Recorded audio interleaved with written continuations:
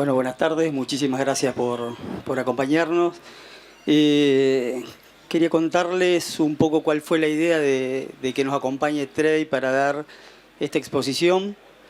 En realidad yo a Trey lo conocí en su casa y hay dos cosas que me marcaron mucho, tres que me marcaron mucho de Trey. La primera es, abrieron las puertas de su casa para contarnos virtudes y defectos de su sistema. La segunda, que en dos generaciones, las generaciones de su padre hasta hoy, fue el cambio en el cual pasaron de labranza convencional a un sistema de intensificación en siembra directa, pero un poquito más allá de la siembra directa. Nosotros pensamos, y cuesta pensar para Argentina, que nos cuesta entrar en esta intensificación y diversificación, y cuesta pensar en sembrar en cultivos en verdes. Y la verdad que me parecía que si nosotros necesitamos sembrar y tener la mayor captura de carbono, no interrumpir con una anterioridad el cultivo para después sembrar, me parecía como un desafío interesante. Así que bueno, esa fue un poco la idea de traerlo a Trey, que nos cuente la experiencia y ese cambio incluso que él sufrió en esta generación. Así que agradecidísimo, Trey, de escucharte de tu... Thank you. Muchas gracias. Gracias por la amable presentación. Seguramente comentarios que son más de lo que me merezco. Es un gran honor estar acá. Aprendí muchísimo en el poco tiempo que estuve acá hablando y trabajando con los fantásticos productores de Argentina que están haciendo un muy buen trabajo, especialmente en siembra directa. Seguramente están trabajando mejor de lo que nosotros lo hacemos en Estados Unidos. Quería entonces darles un poco de información para que entiendan por qué mi campo cambió como cambió, qué colaboraciones hicimos, cómo fuimos cambiando. Invitamos a gente para que vea lo que hacemos, gente de fuera del campo de la agricultura, y luego terminamos hablando acerca del cambio climático y cómo las demandas de los consumidores se relacionan con este tipo de cultivo en verde. Las conversaciones que tuve en el último día y medio realmente se repiten en todo el mundo, todos experimentamos los mismos problemas y los productores hablan acerca de lo mismo en diferentes idiomas, pero acerca de lo mismo que nosotros hablamos en casa. Así que voy a empezar. A mí me gusta llamarlo agricultura ecológica a través de la tecnología. No me gusta la palabra sustentable. Si buscamos la definición de este término en Google, significa que se puede mantener a un cierto nivel. Y a mí me parece que eso no es lo que nosotros aspiramos a hacer como productores. No queremos mantener en un nivel. Continuamente queremos mejorar, queremos elevar el nivel. La ecología o ecológico, por definición, tiene que ver con la relación de los organismos vivos entre sí y el entorno físico que los rodea. Esto sí lo entiendo. Yo trabajé con algunos especialistas en mi campo y queríamos ver cómo los diferentes organismos se relacionan con lo que hacemos, para ver cómo eso hace que nuestros cultivos crezcan, cómo ganamos dinero, cómo obtenemos rentabilidad y también cómo convertimos todo el sistema agrícola. Ya no lo vemos como lo vemos solamente en primavera o en otoño, lo vemos durante todo el año. Este es el lugar de donde yo vengo, este es mi establecimiento, esta es la bahía de Chesapeake. Ahí vemos la planta de almacenamiento. Acá vemos la parte donde están las sustancias químicas, nuestro taller, los paneles solares, y vemos almacenamiento de granos. Tenemos 35.000 toneladas, que no es toda una cosecha, y después el resto lo almacenamos en bolsas argentinas, lo cual es interesante. Vimos que las bolsas son mucho más eficientes y eso ha sido interesante para nosotros, y así fue como conocimos a algunos de ustedes acá. Para los que no saben de dónde vengo yo, Maryland está acá. En la próxima diapositiva vemos un poco más de información. Si se fijan, ¿dónde vivo yo? Filadelfia es una ciudad importante. Baltimore, Washington están cerca de donde yo vivo. ¿Cuántos de ustedes tendrían un campo cerca de donde vive tanta gente? Levanten la mano. No mucho, ¿no es cierto? Hay mucha gente que nos mira, mucha gente que presta atención a lo que hacemos. Acá tenemos la bahía de Chesapeake. Toqué el botón equivocado.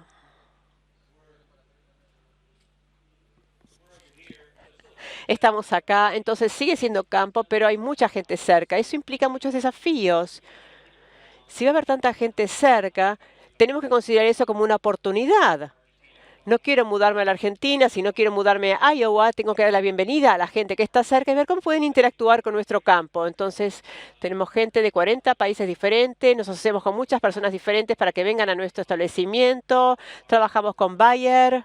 Bayer tiene Forward Farming y creo que han pasado miles de personas por nuestro establecimiento, incluido gente de la Agencia de Protección Ambiental, representantes de la Cámara de Diputados, ambientalistas. Tengo un video que es una breve introducción y lo voy a mostrar ahora.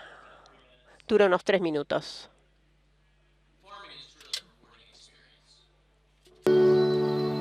It makes me proud of what I do, makes me happy to raise my kids in this environment. But part of it for me has been the evolution of being able to say that I am a sustainable farmer.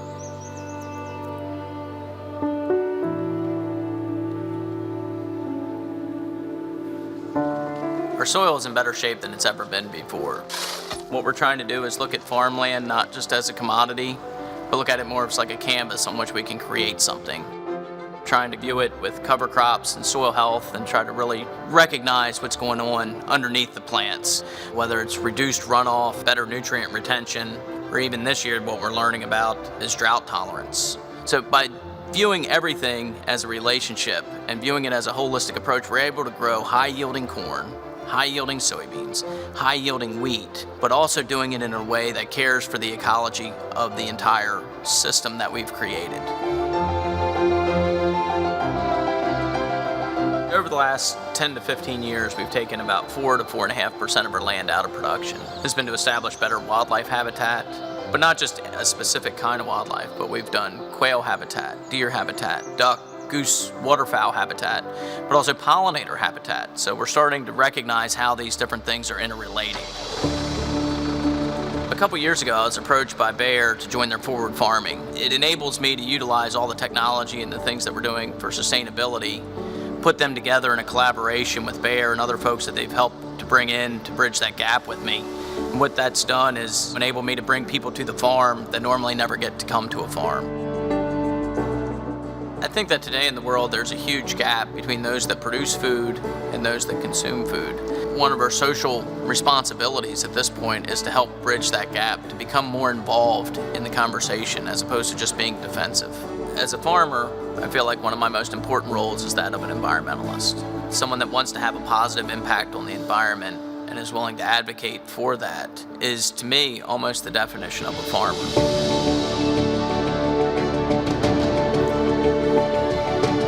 I'll be leaving the farm, the environment, and the soils in a better place than when I started. And hopefully that translates into a much better place for my children and generations to come. So, you're Seguramente se preguntarán cómo llegué acá, así que voy a empezar contándoles una historia. Un señor que se llamaba George, que me crió, formó parte de la familia durante 40 años, por lo tanto, él me enseñó a usar una sembradora y todo lo que hacíamos siempre era mitad convencional, mitad siembra directa, lo hicimos durante unos 30 años. Siempre empezamos con cultivos de cobertura, empezamos hace 20 años y diseminábamos y dispersíamos la cobertura porque nos preocupaba qué iba a pasar si crecían demasiado, nos asustaba. No queríamos pasar por esa experiencia porque no la conocíamos. Una vez en primavera habíamos ido a un campo para pulverizar al principio de la primavera y también pulverizamos las cabeceras y el resto del campo, el cultivo de cobertura, había crecido hasta esta altura. Entonces yo estaba cerca del vendedor de fertilizante y también del lugar a donde todos mis vecinos van a entregar sus granos. Imagínense que todo el mundo me hablaba de mí. Quedaba horrible. Teníamos un campo que estaba marrón en los alrededores, verde, con un cultivo muy crecido en el medio. Entonces George y yo decidimos que teníamos que sembrar. Ese día yo tenía sembradora, George era otro, y yo le dije, George, anda a sembrar vos. Y él fue y me dijo, Trey, es demasiado alto. Yo dije, bueno, probemos, veamos qué pasa. No queríamos pulverizarlo, porque teníamos un cultivo de cobertura muy alto y lo matamos, después se queda enganchado en la sembradora y es todo un lío, entonces tenemos que usar barredora de hileras, eso ya lo habíamos hecho. No queríamos trabajar el campo porque si utilizamos una bresurca y damos vuelta a la tierra, después tenemos que esperar que se seque todo antes de poder sembrar. Entonces decidimos sembrar, entonces él fue al campo y empezó a sembrar y me llamó. Y George nunca me llama si algo está bien. Siempre que me llama es algo malo. Todo lo que está asociado con la agricultura que puede pasar mal en un día malo. Y me dijo, Trey, venía a mirar esto. Y yo dije, ¿qué pasó? Entonces miramos la cabecera, el borde alrededor del campo que estaba todo marrón y claramente estaba demasiado húmedo. Estaba abierto, había barro alrededor de las ruedas y vemos que el disco había pasado por la tierra y lo había abierto. Y él me dijo, Trey, no podemos plantar acá, no podemos sembrar. Y yo dije, pero en donde estaba verde, ahí sembró bárbaro. Esa fue nuestra epifanía. Eso es lo que nos hizo empezar a sembrar de manera ecológica. El suelo estaba en equilibrio en términos de humedad. En donde estaba marrón, estaba demasiado húmedo. Entonces, todas las cosas que no nos gusta acerca de la siembra directa es demasiado húmedo en primavera, demasiado frío, no podemos sembrar, tenemos que sembrar más tarde. Entonces, muchas veces trabajábamos para cerrar la tierra, para crear zonas de tierra muy compactada. Esto genera que el suelo no sea uniforme. Agarramos una pala, cavamos y cuando vemos residuo que hay encima de las combines, eso significa que está demasiado seco. A veces tenemos raíces que quedan del cultivo anterior. A veces el campo parece estar todo parejo en la parte superior, pero resulta que abajo no es así. Pero cuando utilizamos cultivos de cobertura y cuando dejamos que permanezca verde, parece en la superficie ser menos uniforme, pero cuando cavamos en el suelo vemos que es mucho más uniforme, lo cual nos permite tener mejor stands más parejo, el establecimiento de la planta es mejor, para mejores condiciones de crecimiento en primavera. Eso fue realmente, yo tenía unos 30 y pico, y pensé que sabía todo acerca de la agricultura. Ya había ido a la universidad, a Purdue, George había estado en la agricultura desde hace 40 años, así que pensábamos que sabíamos todo, pero esto nos hizo repensar la agricultura. Tardamos mucho en adoptar el sistema en un 100%, ahora somos un 100% ecológicos, plantamos sobre cultivo de cobertura un 100%, pero tardamos mucho en lograr adopción total. Y quiero compartir con ustedes algunas otras cosas que aprendimos. Entonces, el campo es verde, tenemos una mejor eficiencia del agua. La ventana de siembra en primavera es mayor. Podemos ir al campo 2 días antes y no se seca tan rápidamente. Tenemos menos resiembra. El maíz crece mejor en un entorno verde, ecológico. Eso nos sorprendió mucho porque iba contra nuestra intuición. Nosotros habíamos empezado a creer que siempre iba a ser de la otra forma y haciendo las cosas aprendimos. No había libros. Hay menos cambios en la temperatura del suelo. Si tenemos una primavera fría, muchas razones por las cuales tenemos que resembrar no es que el suelo estuviera frío, sino la fluctuación de temperatura del día a la noche. Esa fluctuación extrema es lo que hace que no funcione el maíz y que vaya hacia atrás y por lo tanto exige mucha resiembra. Si mantenemos el campo verde y tenemos raíces vivas allí, la temperatura, la variabilidad de la temperatura es menor. No se enfría tanto durante la noche y no se calienta tanto durante el día, pero debido a que estamos limitando esa fluctuación, podemos sembrar antes de lo que sembrábamos antes. Eso realmente nos sorprendió también. Por supuesto, control de la erosión, frente al cambio climático, tenemos más lluvias. En un entorno de siembra directa en general empezamos a ver escurrimiento. Esta primavera tenemos 12, 14 centímetros de lluvia en 1 o 2 horas. Entonces, cuanto más podemos proteger el suelo, cuanto más lo podemos mantener, mejor vamos a estar. Y también estamos obteniendo rindes mayores, especialmente en relación con soja, maíz, probablemente los rindes sean más parejos. Ustedes saben que digo cuando hablo de plantar en verde o plantar ecológicamente, sembrar ecológicamente. Les voy a mostrar esta imagen. Este es en el campo en donde sembramos. Esto es una mezcla de trébol colorado. Hay unas florcitas blancas por ahí. Tenemos colza. Ahí tenemos también centeno. Entramos con la sembradora.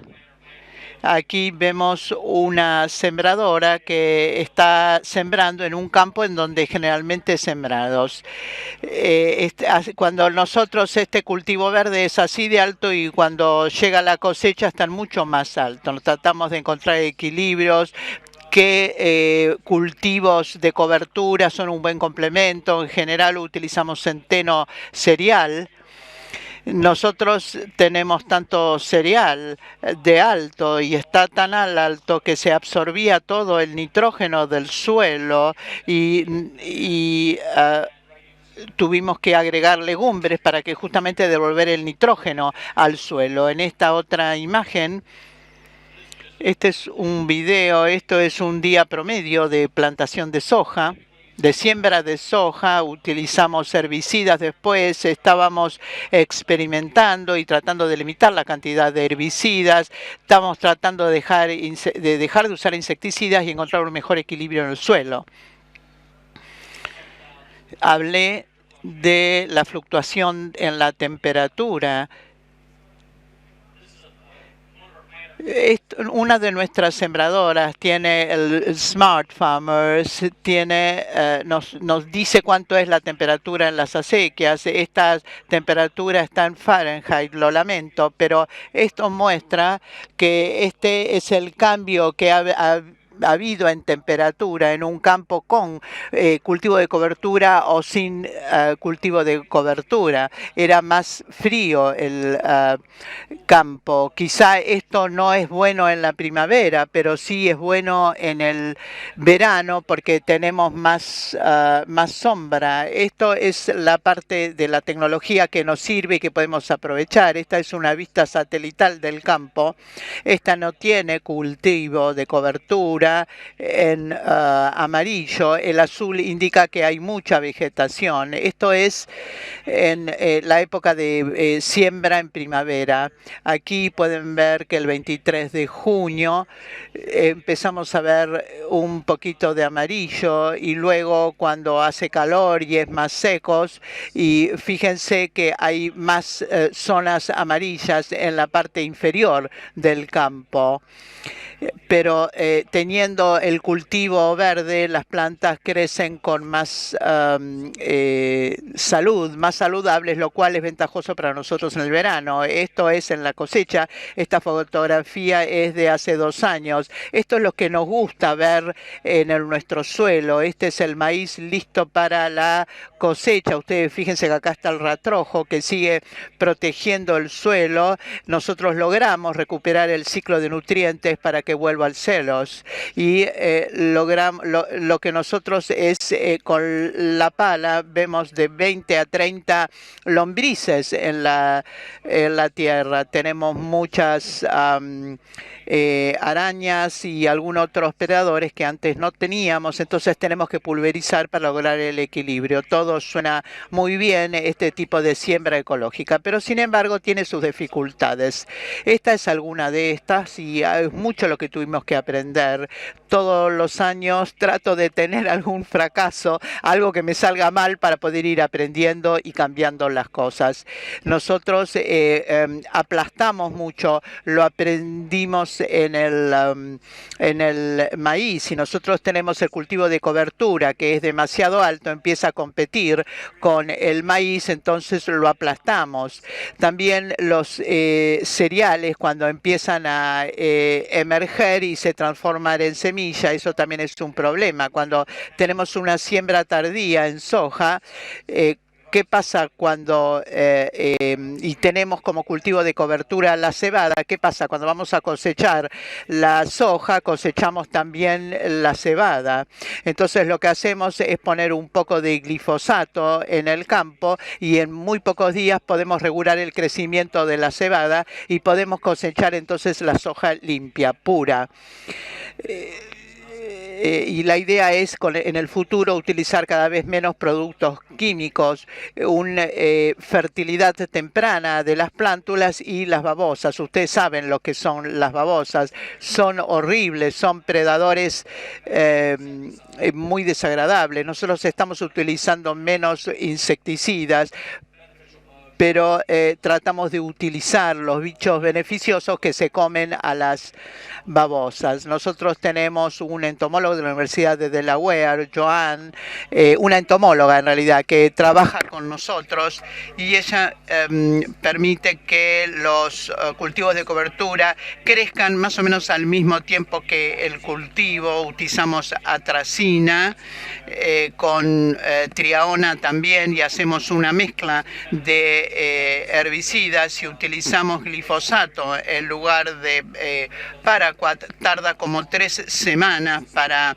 eliminar al cultivo de cobertura y de esta manera podemos prolongar el tiempo en que nuestro maíz está protegido. Esto es lo que ocurre actualmente. Este es el rodillo que hemos construido para aplastar los cultivos de cobertura. Esto nos permite ganar en biomasa y recuperar biomasa. Probablemente, si ustedes son productores, saben de qué se trata esto. Nosotros tenemos una sembradora verde, 2 rojas y 2 amarillas. A mí me gustan estos barrerrastrojos. Aquí estos barrerrastrojos, si no tenemos barrerrastrojos que engranan, se puede utilizar otro tipo. Nosotros tenemos barrerrastrojos inteligentes y algo que aprendimos muy pronto en maíz es depende de cada región. Nosotros tenemos mucho nitrógeno y fósforo y nosotros podemos manejar esto, la recuperación de estos nutrientes a través de los cultivos de cobertura. Ocurre que algunos cultivos de cobertura consumen todo el nitrógeno. Entonces nosotros sembramos en áreas en donde el nitrógeno está mineralizado y de esta manera los cultivos de cobertura no se consumían el nitrógeno. Nosotros utilizábamos determinadas proporciones de fósforo, de nitrógeno, y ahora hemos cambiado la cantidad de nitrógeno fertilizante que agregamos y lo hacemos en una aplicación literal. La sembradora verde no funciona tan bien porque muchas veces si encuentra raíces las corta y entonces ocurre que se corta el suelo o se rompe el suelo y no se vuelve a componer. Así que necesitamos algún otro elemento adicional o alguna intervención adicional para que vuelva a unirse el suelo, pero como que no se suelda. Así que necesitamos distintas púas para poder lograr esto. Acá tenemos una configuración distinta. A mí me gusta esto, siempre es muy bueno, un sistema de doble púa. Hay algunos más nuevos, pero esto es algo que aprendimos. Esto es un adosamento que se le pone a la sembradora que permite hacer un buen barrido de rastrojos. Es marca Martin. Y es flotante y no rebota cuando, por ejemplo, se encuentra con alguna piedra o con algún obstáculo. Y, por ejemplo, cuando llueve o cuando garúa o gotea un poco, no se entierra en el suelo. Tiene muchas ventajas.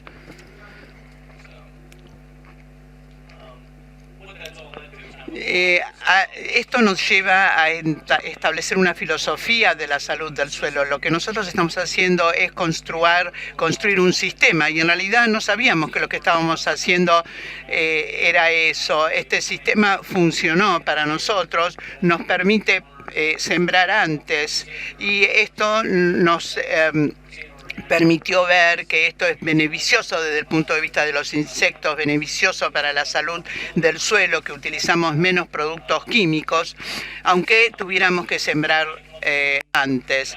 Así que nosotros de alguna manera desarrollamos nuestra propia filosofía y nunca nos ensuciamos las manos de esta manera, porque nosotros vemos que las raíces crecen y crecen sanas y que el suelo se enriquece después de una lluvia y ese suelo lo podemos mantener así con esa salud y con ese grado de humedad que necesitamos. Aquí vemos más diversidad. Mucha gente que dice, le echa la culpa a los productores por la disminución en la población de abejas. Lo que nosotros tratamos de hacer es mezclar los cultivos de cobertura de manera de tener suficientes flores que florezcan en una etapa temprana y que siga habiendo flores hasta el momento de la cosecha. Y esto hace que aumente también la población de las ovejas. Cuando el campo tiene lindas floras, además de que se ve más lindo, tenemos más pájaros, más abejas, y esto es positivo. ¿Por qué lo hacemos? Aquí ¿por qué hago esto? Acá vemos a nuestros pequeños, lo hacemos porque nosotros queremos dejarle una naturaleza mejor a nuestros hijos, por eso hacemos todo este cambio.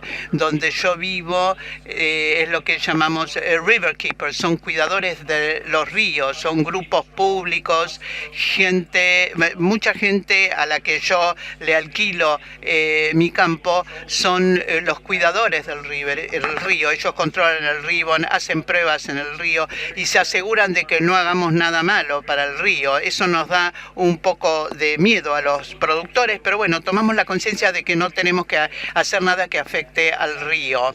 Lo que decidimos entonces es unirnos a estos river keepers, a estos cuidadores del río, y también acercamos a este grupo ambientalistas y ecologistas, y entonces nosotros monitoreamos todo esto en nuestros campos, y esto nos da un buen punto de partida para conversar y para colaborar. Estos son mis dos chicos, mis dos hijos, con uno de estos cuidadores del río. Cuánto de lo que se hace en el campo está afectando el río y hasta qué punto tienen la culpa los productores, y si la tienen, cómo podemos hacer para que cambien sus prácticas agrícolas. Probablemente hay maneras de cambiar las prácticas agrícolas, ahora contamos con herramientas que antes no teníamos. Esto quizá no tiene mucho que ver con un debate científico, sino que es que la mentalidad de la gente han cambiado. Yo sé que trabajo en el campo porque vivo del campo, entonces me interesa proteger el medio ambiente. También han convocado a investigadores, o yo he convocado a investigadores de la Universidad de Maryland, hicieron estudios en nuestro campo, cuál es la diferencia en la presión de ixentos, cuál es la salud que estamos agregando al suelo. Yo eso no lo podría hacer solo, pero como ahora trabajo en equipo con la comunidad ambiental, ahora tengo datos reales que son muy poderosos y que por supuesto nos va a ayudar a mí y a todos. Me gusta este gráfico. Nosotros hicimos 5 bandas replicadas de cultivos de cobertura. Aquí vemos los distintos niveles de lixiviación con las distintas medidas de cobertura. Acá en estas columnas tenemos cobertura intermedia, nada de cobertura, cobertura completa. Esto más que nada fue también no solo algo de interés comercial, sino que esto era un tema social. Uno de los beneficios de haberme asociado con la comunidad ambiental es que logro, por ejemplo, recuperar nutrientes al suelo, y eso redunda en beneficio de mi rentabilidad y de mi estado financiero. Es decir, no es que tengo gente de lejos que viene a ver mi campo, sino gente de mi zona. Steve Mirsky, que vino a sacar muestras del suelo para ver cuál era el nivel de secuestro de carbono en mi campo. está haciendo los ensayos de suelo para ver cuánto carbono hay en mi suelo, cuánta materia orgánica hay, cuáles son las diferencias en los distintos perfiles del suelo. Nosotros utilizamos un fertilizante de nitrógeno de Corteva. Nosotros ponemos el 70% del nitrógeno que necesita nuestro maíz en tiempo real, según las necesidades específicas de mi suelo y de mi maíz. Y todo esto tiene un lugar en este contexto. Esto quiere decir que es una fusión interesante, una cooperación y colaboración interesante que, repito, redunda en beneficios de todos. Esta es algunas de nuestras parcelas experimentales. Acá vemos una imagen, ven el contraste. Así es como antes hacíamos la agricultura convencional, luego pasamos a una labranza mínima. Esto es un campo de soja. La soja es como divertido, no tanto como el maíz. Aquí tenemos algunas gramíneas de los primeros meses de la campaña. Esto es de hace 3 o 4 años y se replicó varias veces. Llegábamos a tener centeno cereal de esta altura como cultivos de cobertura, y lo que hacíamos era ver las hileras, hacer siembra directa. Y ustedes fíjense que cuando llega la hora de cosechar, cosechamos primero el lado derecho. Teníamos que ir a donde el campo estaba limpio para poder cosechar. Trade me decían que lográbamos 5 toneladas por hectárea. Esto es maravilloso. Pero donde teníamos el cereal, donde teníamos el centeno, lográbamos un rinde de 6.1, por ejemplo.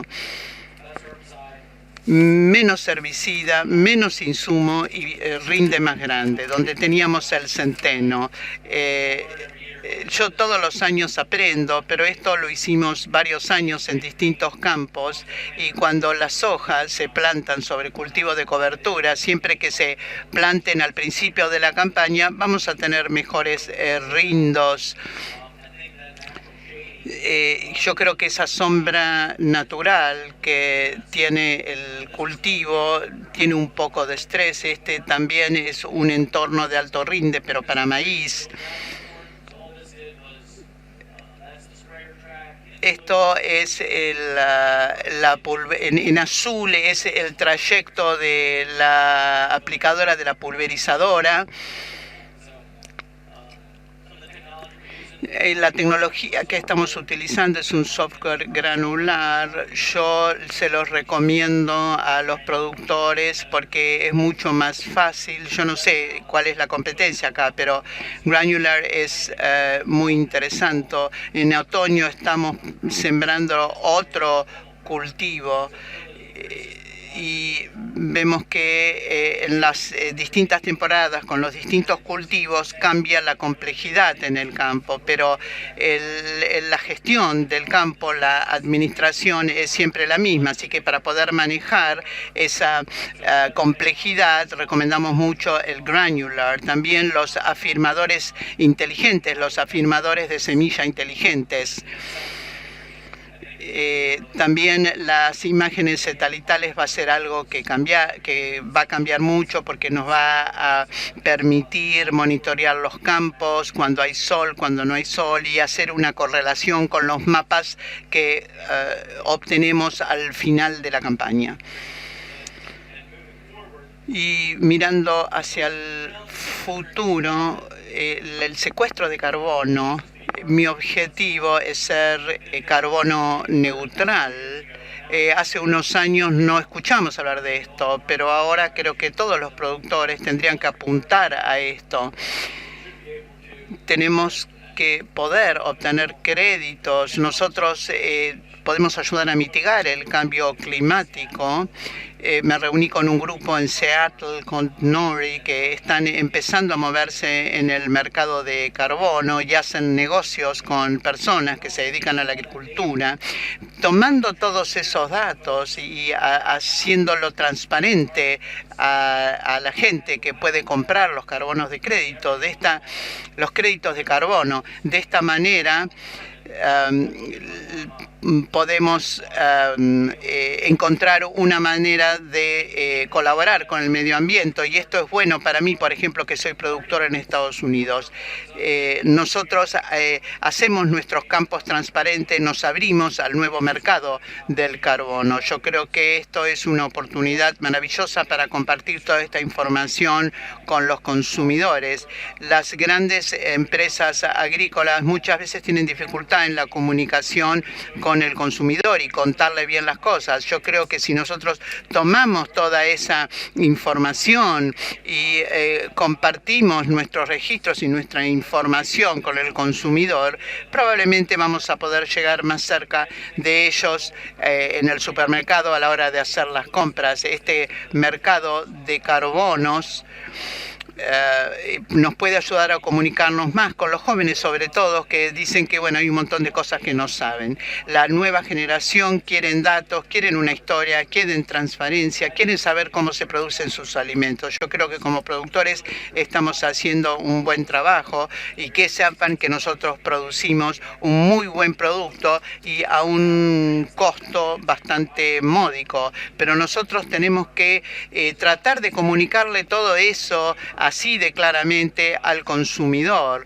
Tenemos que ser proactivos y darles exactamente qué es lo que ellos quieren. ¿Hay alguna empresa que dice el consumidor nunca tiene razón, está equivocado? No, al contrario. Entonces nosotros como productores tenemos que tener el mismo criterio. No importa el tamaño de nuestro campo, tenemos que registrar todos los datos y hacérselos conocer a nuestros consumidores. De esta manera generamos confianza y fe.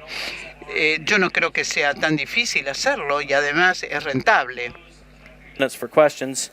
Bueno, voy a terminar con este comentario para que queden algunos minutos para preguntas. Este fue un momento de aprendizaje para mí como padre. Tomé esta foto de mis hijos, tuvimos la oportunidad de ir a Alemania, este es el muro de Berlín, y yo dije, este es un buen mensaje para mis hijos.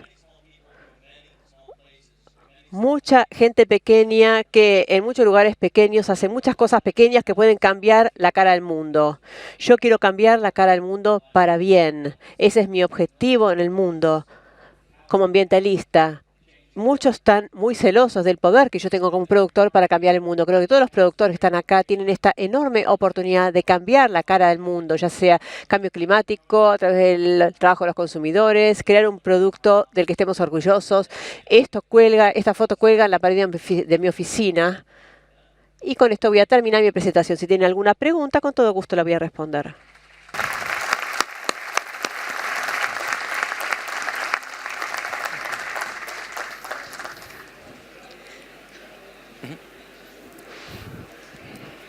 Bueno, Trey, muchísimas gracias.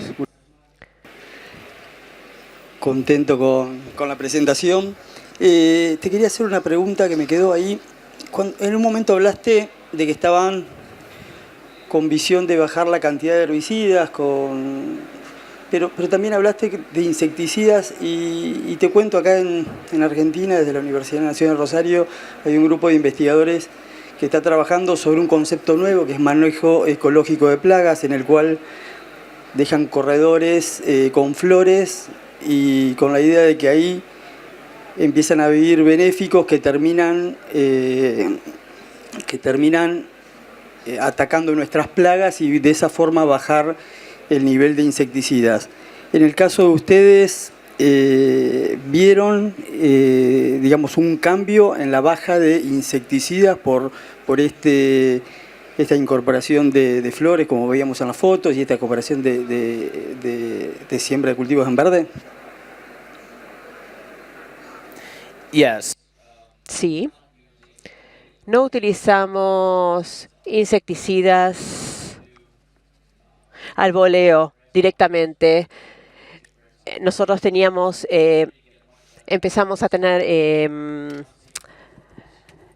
distintos insectos, vemos lombrices, tuvimos un muy buen ejemplo, teníamos mucha colza en un campo mezclado con soja y cuando lo cortamos, la colza no murió, entonces empezamos a ver muchos hongos que no comen los porotos. Entonces había hongos por todo el campo, traían los insectos que se alimentan de los hongos. Entonces ahora tenemos el campo con todos estos insectos benéficos. Y normalmente, si vemos mucho hongo, pulverizamos.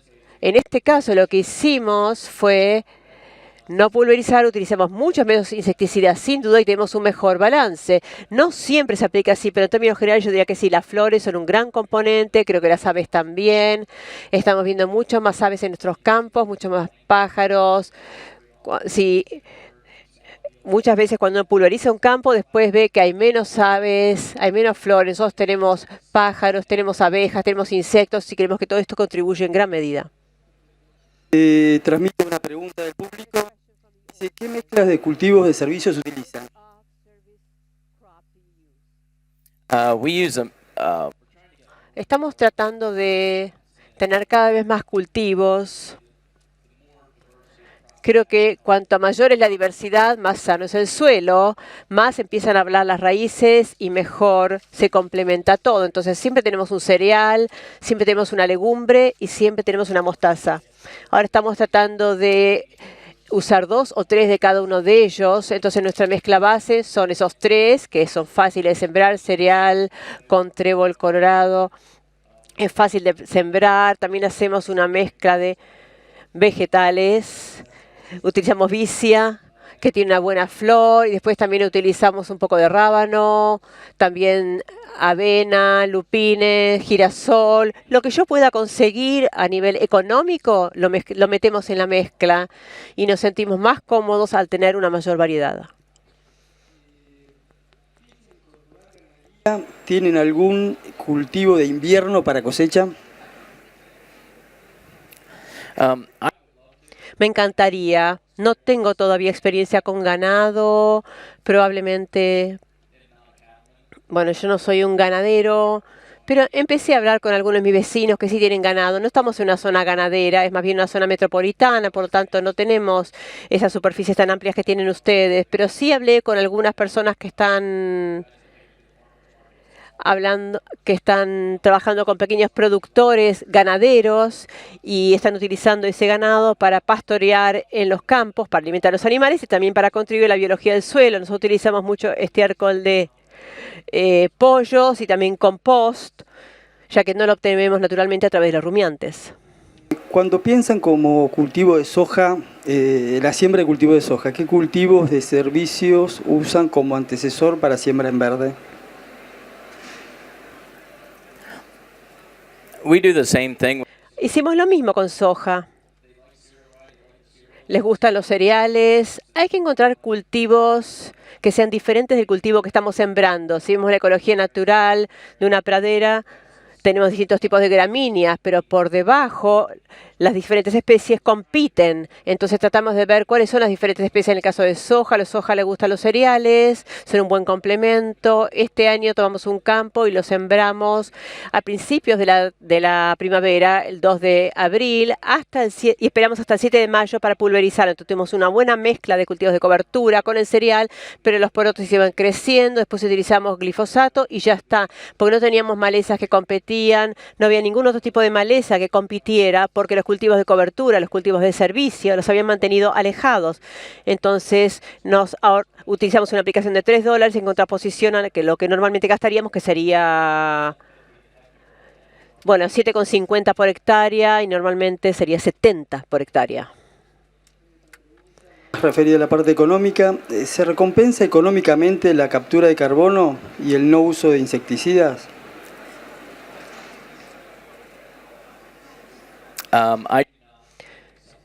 Yo no tengo ningún subsidio para eso. Hay gente que está tratando de vincular algunos de los subsidios gubernamentales normales con las prácticas de conservación, pero por el momento nosotros no tenemos ninguno. En un estado, creo que en Illinois, hay un crédito de $10 si utilizan cultivo de cobertura, pero en nuestro caso no obtenemos nada todavía. Creo que el mercado todavía tiene que desarrollarse, pero creo que primero los productores tienen que tener la cadena de abastecimiento lista. Y en eso estamos trabajando. Yo lo hago independientemente de todo. Si se abre un nuevo mercado, creo que es una muy buena oportunidad para mí para ganar más dinero, espero, considerando el costo o la rentabilidad global de la agricultura. Dejó de usar en la siembra en verde.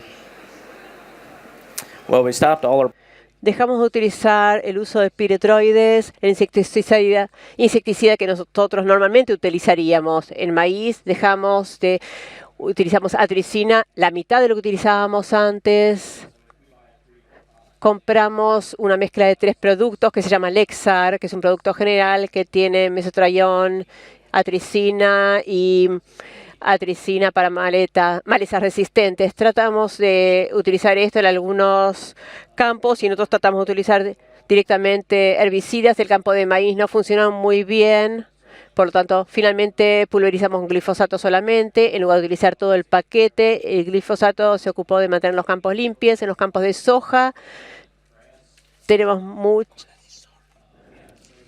think that I'm just starting down that. tenemos mucha cola de zorro, pero todavía no pudimos retirar del todo los herbicidas. Tenemos diferentes GMOs y en porotos es muy difícil porque si tenemos crecimiento de cola de zorro u otro tipo de malezas es muy difícil matarlos, entonces siempre somos reticentes a dejar de utilizar lo residual.